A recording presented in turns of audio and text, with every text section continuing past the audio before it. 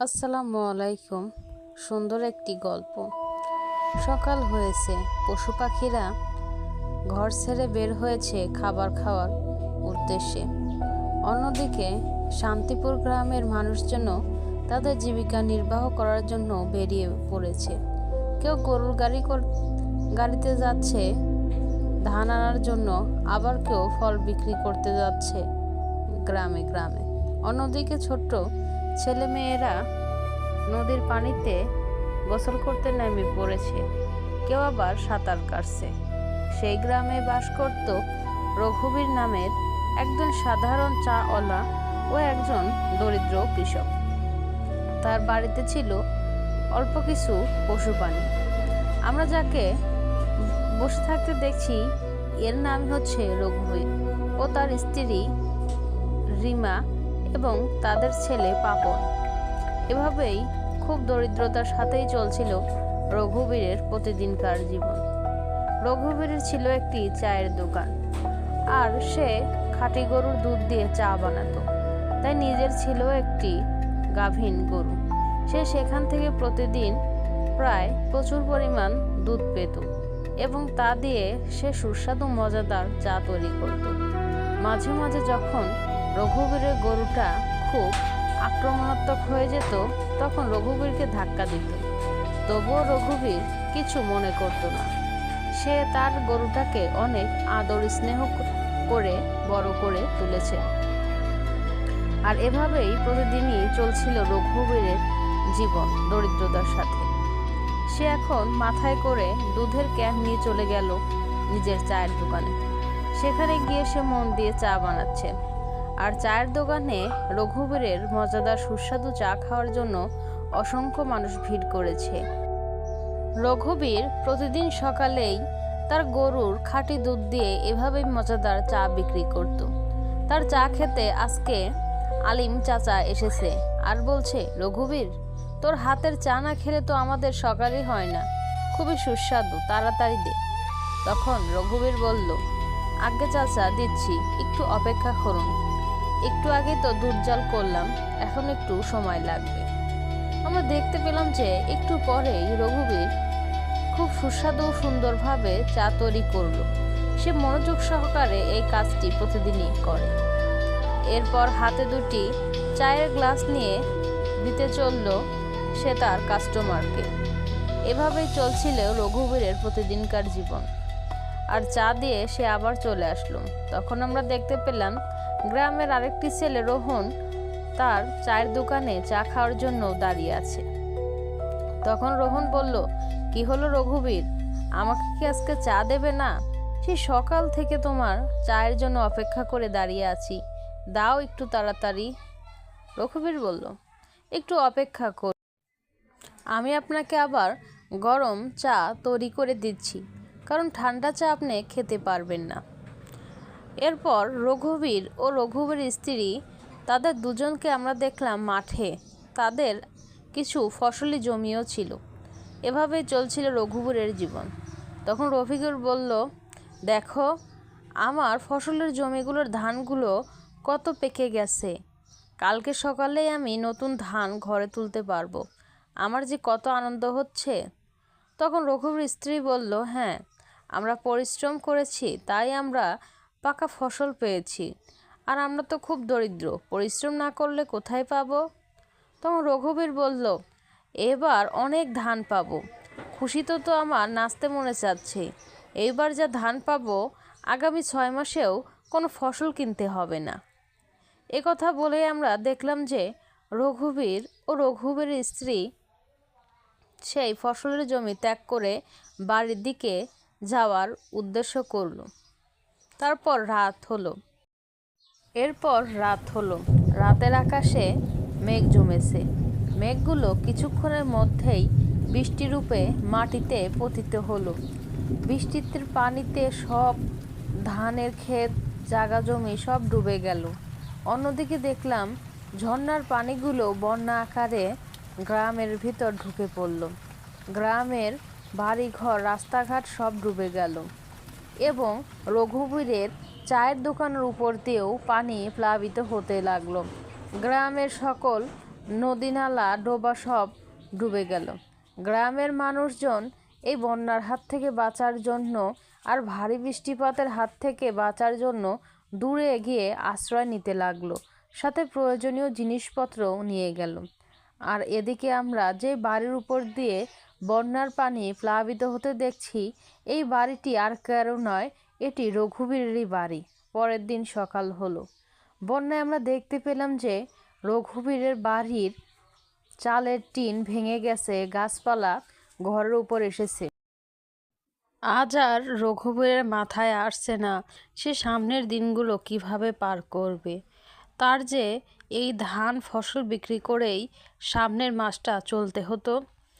আজ আর রঘুবীরের স্ত্রীর মুখে কোনো কথা নেই, সেই হাসিটা আর ফুটছে না। আমরা দেখতে পাই যে রঘুবীর হতাশ হয়ে দাঁড়িয়ে আছে, তার মুখেও কোনো কথা নেই। রঘুবীরের মেয়ে আশা তার দিকে এগিয়ে আসলো।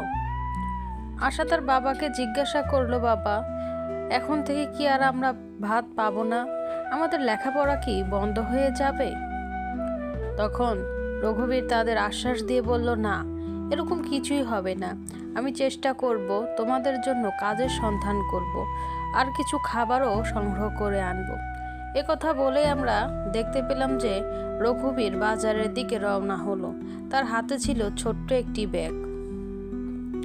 একটু পরে আমরা দেখলাম যে রঘুবীর স্ত্রী ও তার ছেলে ও মেয়ে সকলে কিছু খাবারের আশায় মেঝেতে বসে আছে।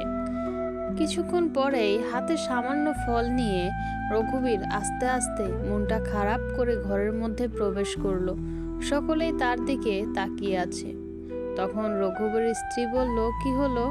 আজকে কি কোনো খাবার পাবো না? এ তো দেখছি সামান্য ফল। ভাত না খেলে আমরা তো শক্তি পাবো না, তাহলে কাজ করব কিভাবে? এই সামান্য ফল খেয়ে কতক্ষণ থাকবো? তখন রঘুবীর বলল, এখন এই সামান্য ফলটুকুই আমরা ভাগ করে খেয়ে নেই।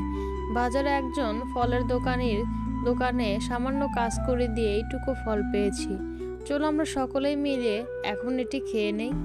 আমরা দেখতে পেলাম যে এই সামান্য ফলটুকুই রঘুবীর স্ত্রী ও ছেলে ও মেয়ে সকলেই খুবই সুস্বাদু ও মজাদার ভাবে খেতে লাগলো।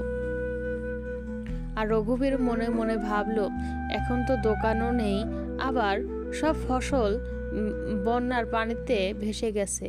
এখন তো আমাকে যেই কাজ পাবে সেই কাজই করা লাগবে। আমরা দেখতে পেলাম যে হাতে বিভিন্ন জিনিস নিয়ে রঘুবীর এবার কাজের দিকে চলল। সে যখন যেই কাজ পায় তাই করে। এখন জমিতে হাল চাষ করছে, অন্যের জমিতে নাঙল দিচ্ছে। এসব কাজ করে রঘুবীর খুব সামান্য টাকাই পায়, আর যে সামান্য টাকা পায় তা দিয়ে সংসার ভালোভাবে চলে না। কিছুদিন পর রঘুবীর স্ত্রী কান্না জড়িত চোখে বলছে, আজ কতদিন হয়ে গেল ভাত খাই না, শুধু সামান্য চিড়ামুড়ি খেয়েই সংসার চলছে, তুমি কিছু ভাতের ব্যবস্থা করো। তখন রঘুবীর বলল, আমি তো চেষ্টা করছি, কিন্তু চাল ডাল কেনার মতো এত টাকা কোথায় পাবো? আমার এত সামর্থ্য নেই যে আমি এতগুলো মানুষের খাবার সংগ্রহ করব। তখন রঘুবীর স্ত্রী বলল, আমি কিছুই জানি না, তোমাকে কিছু একটা করতে হবে। কাল পাবনের স্যার আমাকে বলেছে সকল টাকা পরিশোধ করতে। তখন রঘুবীর বলল, হ্যাঁ, আস্তে আস্তে পাবনের স্কুলের সব টাকা পরিশোধ করব, কিছুতেই যেন তার লেখাপড়া বন্ধ না হয়। আমি অধিক পরিশ্রম করব।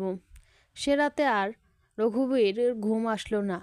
তারা দুজনেই ভাবলেন যে কিভাবে সামনের দিকে চলব। পরের দিন সকাল হলো। সকাল হলেই পাবন কাঁধে একটি ব্যাগ ঝুলিয়ে যেতে লাগলেন স্কুলের দিকে, এবং কিছুক্ষণ পর সেই হেডমাস্টার তাকে ডেকে পাঠালেন হেডমাস্টার রুমে। বলতে লাগলেন, পাবন, তোমার থেকে গত 3 মাসের টিউশনির টাকা পাওয়া যাবে ও স্কুলের পরীক্ষার ফি পাওয়া যাবে। তুমি এগুলো কিছুই দিতে পারোনি, তাই তোমাকে স্কুল থেকে বহিষ্কার করলাম। এই কথা শুনেই তো পাবনের চোখ টলটল করতে লাগলো পানিতে, এবং এক ফোঁটা পানিও যেন গড়িয়ে পড়ল। আমরা তো জানি যে রঘুবীর কতটা পরিশ্রমী। সে তার পরিশ্রম ছাড়ল না, সে অধিক থেকে অধিক কাজ করতে লাগলো। কিন্তু গ্রামে কোনো কাজের বেশি টাকা পেল না। সেজন্যই সে বেশি টাকা আয় করার জন্য একদিন শহরের পথে রওনা হলো। আর শহরে গিয়েই সে দেখতে পেল যে একটি সুন্দর ব্যাগ পড়ে আছে। সে তৎক্ষণাৎই সেই ব্যাগটি তুলে নিল। আর ব্যাগটি সে তুলে নিয়েই সে এবার বাড়ির উদ্দেশ্যে রওনা হলো। ব্যাগটি ছিল হয়তো একজন ধনী ব্যবসায়ীর। সে কিছুক্ষণ পরেই গ্রামে এসে পৌঁছালো। তার স্ত্রী সেই ব্যাগটি দেখে অনেক অবাক হলো, কারণ ব্যাগটি তাদের নয়। রঘুবীর আস্তে করে এসে সে তার স্ত্রীর পাশে এসে বসলেন, কোনো কথাই বলল না। কিছুক্ষণ পরে রঘুবীর স্ত্রী বলল, তোমার হাতে তো দেখছি অনেক দামি একটি ব্যাগ, কি আছে এই ব্যাগের ভিতর? আমার তো খুব চিন্তা হচ্ছে, হয়তো কিছু দামি কোনো জিনিস থাকতে পারে। রঘুবীর বলে উঠল যে আমি জানি না এখানে কি আছে, আমি বলতে পারবো না। আমি এই ব্যাগটি শহরের রাস্তার মাঝখানে কুড়িয়ে পেয়েছি। আচ্ছা ঠিক আছে, যা আছে তুমি খোলো তো। কিছুক্ষণ পর আমরা দেখলাম রঘুবীর স্ত্রী তার হাত দিয়ে সেই ব্যাগের চেনটি খুললেন, এবং যেই জিনিস বের হলো তা দেখে তো তারা দুজনেই নিজের কথা হারিয়ে ফেলেছেন। সেই ব্যাগের ভিতর ছিল অজস্র স্বর্ণের মুদ্রা। তা দেখে তো দুজনেই অনেক ভয় পেয়ে গেল। রঘুবীর তো এত স্বর্ণ মুদ্রা এর আগে দেখেনি। সে ভয়ে কাঁপতে লাগলো। তার স্ত্রী বলল, এবার আমাদের হয়তো দিন ফিরেছে। আমরা যদি এই স্বর্ণ মুদ্রাগুলো বিক্রি করি তাহলে আর আমাদের কোনো অভাব থাকবে না। একথা শুনেই রঘুবীরের মুখে কোনো কথা নেই। তার চোখ দুইটি ছলছল করছে, কারণ রঘুবীর তো জানে এগুলো তার নয়। রঘুবীর বলে উঠল যে এগুলো তো আমাদের নয়, আর এগুলো যার ঠিকই আমি তাকে ফিরিয়ে দেব। তুমি দেখো এর ভিতর এই ব্যাগের মালিকের ঠিকানা আছে। যেই কথা সেই কাজ। রঘুবীর তার পরের দিনই সেই ব্যাগটি নিয়ে আবারও শহরের উদ্দেশ্যে রওনা হলো। সে আবারও একটি বাস থামালো এবং বাসটি রঘুবীরের জন্য থেমে গেল।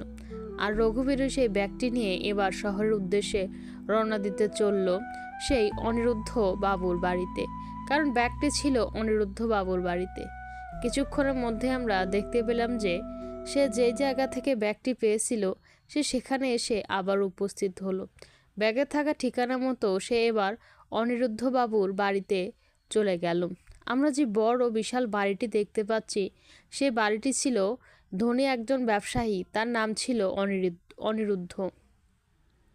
আমরা দেখতে পেলাম যে রঘুবীর সে ব্যাগটি হাতে নিয়ে অনিরুদ্ধ বাবুর বাড়িতে এসে পৌঁছালেন। বাড়ির নিচতলাতে দাঁড়িয়ে ছিল অনিরুদ্ধ বাবুর বডিগার্ড। বডিগার্ড তো তাকে ঢুকতেই দিচ্ছিল না। বলল, কে তুমি? এখানে কেন? কি করছো? তোমাকে দেখে তো মনে হচ্ছে তুমি গ্রামের ছেলে, গ্রাম থেকে এসেছো। সারা শরীরে কাদা দুর্গন্ধ বের হচ্ছে। তুমি গ্রাম থেকে এখানে কিসের জন্য এসেছো? তখন রঘুবীর বলল, দেখুন, আমি এই ব্যাগটি রাস্তার মাঝখানে কুড়িয়ে পেয়েছি। এখানে ঠিকানা ছিল অনিরুদ্ধ বাবুর ঠিকানা, তাই আমি ব্যাগটি ফেরত দিতে এখানে এসেছি। তখন ছেলেটি বলল, ও আচ্ছা ঠিক আছে, তুমি এই ব্যাগটি ফেরত দিতে এসেছো? আমরা তো এই ব্যাগটি তন্ন তন্ন করে সব জায়গায় খুঁজছি। তুমি তো খুব ভালো মানুষ, তোমার মতো সৎ মানুষ দরকার, যাও তুমি। এরপর আমরা দেখতে পেলাম যে রঘুবীর সিঁড়ি দিয়ে সেই অনিরুদ্ধ বাবুর কাছে গেল। আর এদিকে অনিরুদ্ধর বডিগার্ড রনি তার সততা দেখে অবাক। কিছুক্ষণের মধ্যে আমরা দেখতে পেলাম যে সে এক ধনী ব্যবসায়ীর ঘরের মধ্যে চলে এসেছেন, আর সে অনিরুদ্ধবাবুকেও দেখেছেন। তখন অনিরুদ্ধবাবু বলল, ও তুমি তাহলে আমার এই ব্যাগটি কুড়িয়ে পেয়েছো? আমরা তো সব জায়গায় এই ব্যাগটি খুঁজছিলাম। কিভাবে যে ব্যাগটি গাড়ি থেকে পড়ে গেছে আমরা বুঝতেই পারিনি, তো তুমি এতে রেখে দিতে পারতে। তখন রঘুবীর নরম গলায় বলল, দেখুন, আমরা গরিব হতে পারি কিন্তু অসৎ নই। দরিদ্র কোনো লজ্জার বিষয় না। আমরা পরিশ্রম করে খাবো, তবু অন্যের জিনিস নেব না। কথা শুনেই অনিরুদ্ধর বুক গর্বে ভরে গেল। সে এরকম সৎ মানুষ আগে দেখেনি। সে হাততালি দিতে লাগলো তার সততা দেখে। সে বলল, আজ তুমি পেরেছ, তোমার সততার জয় হয়েছে। তোমার মতো সৎ মানুষ আছে বলেই এখনও আমাদের দুনিয়াতে এত ভালো আছে। তুমি এখানে চাকরি করবে? তখন রঘুবীর বলল, হ্যাঁ, আমার একটি চাকরির খুবই প্রয়োজন। আপনি যদি আমাকে চাকরি দিন আমি অবশ্যই করব। আগে আপনি আপনার ব্যাগটি ফেরত নিন। এরপর রঘুবীর তার ব্যাগটি ফেরত দিল। কিছুদিন পর আমরা দেখতে পেলাম যে রঘুবীর অনিরুদ্ধর সে অফিসে বড় পদে চাকরি করে। তো বন্ধুরা, এরকম ভিডিও যদি আরও পেতে চাও অবশ্যই আমাদের এই লাবণী অফিসিয়াল চ্যানেলটি সাবস্ক্রাইব করো। ধন্যবাদ।